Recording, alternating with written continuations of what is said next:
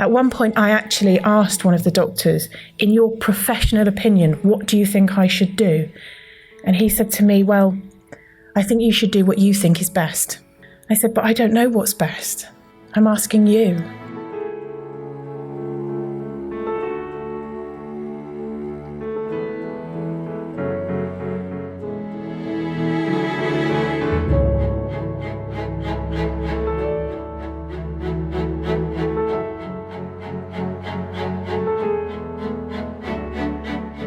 After a year, we'd had an inquest and an NHS England investigation was carried out and found that there were multiple failings in William's care. But for us, William didn't know blame or regret or hurt. He knew only love. The failings in William's care is not something that I wish to focus on. I don't wish to be enveloped or consumed by anger.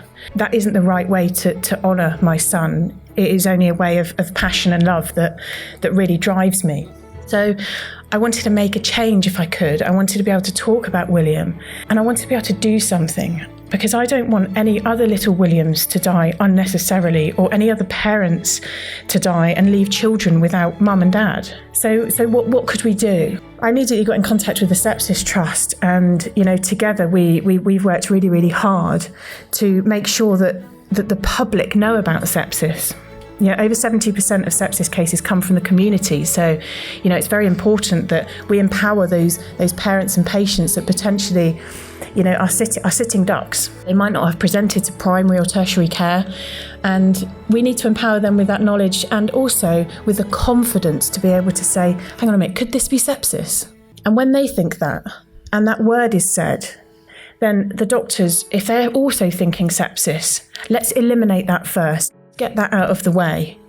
And hopefully we can save over 14,000 lives a year that are now being lost in avoidable circumstances. In William's care, it was very, very difficult because we saw so many different agencies, the out of hours, 111, hospital, the GP practice, and then 2 or 3 GPs. And none of these people had access, some of them didn't have access to William's medical records because they're not shared. The importance of communication is really key. The onus was on me in every occasion to explain William's symptoms, explain how they had deteriorated, explain when and how and we had got to this position. Whereas I'm not a doctor. I'm coming to you because I'm a mum and I'm concerned. I don't know what's going on. My little boy can't communicate to me. He's not verbal. When they say to you, is your child in pain? Hang on a minute, I'll just ask him. I don't know. He's crying. He's pulling his little legs up. I assume he's in pain. You tell me. At one point, I actually asked one of the doctors, in your professional opinion, what do you think I should do? And he said to me, well, I think you should do what you think is best. I said, but I don't know what's best. I'm asking you. And it was after that phone call that I put William to bed and I told him that I loved him. And they were the last words that he ever heard me whisper. And then the next morning I woke to find that he'd gone. And despite being told that it wasn't our fault, there was nothing we could have done, we did everything right, as a parent, I still blame myself.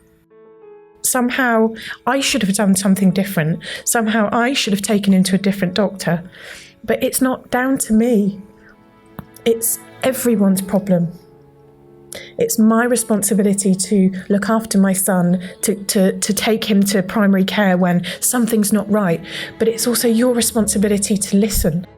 And that's so important because I spend 24 hours a day with my son. And carers spend 24 hours a day with their partners, with their loved ones. And it's so important that everyone listens to it as a whole story, as a whole event. And I can't convey enough that the spotlight does need to be on sepsis care right now.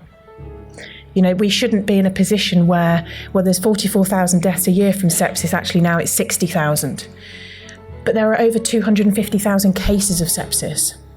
How many more lives can we save from something that, if caught early enough, is fairly easy to treat with antibiotics and fluids and perhaps not even a hospital admission?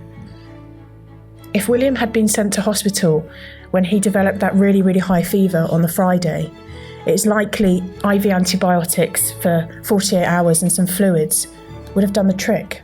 And I wouldn't be standing here today, and I wouldn't have to have found that my son had passed away. But I have my life, and I have breath in my body.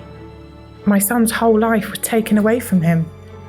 He'll never get married, he'll never fall over, I'll never get to put a plaster on his knee. I'll never hear him say, "Mummy, I love you." And the hardest thing in the world is being told that your son could have and should have been saved with better care. It is with that passion and with that love that I stand before you today. Because as a mum, I don't have a high-powered job, I don't have letters after my name, I'm not a doctor. But what I do have is the ability to call myself mum. And that is so, so powerful. And so I thank you for coming here today. Thank you for listening to me today. And please, when you go away, I just ask you to tell one person about sepsis, tell one person about William's story, and together we can combat this problem. Thank you.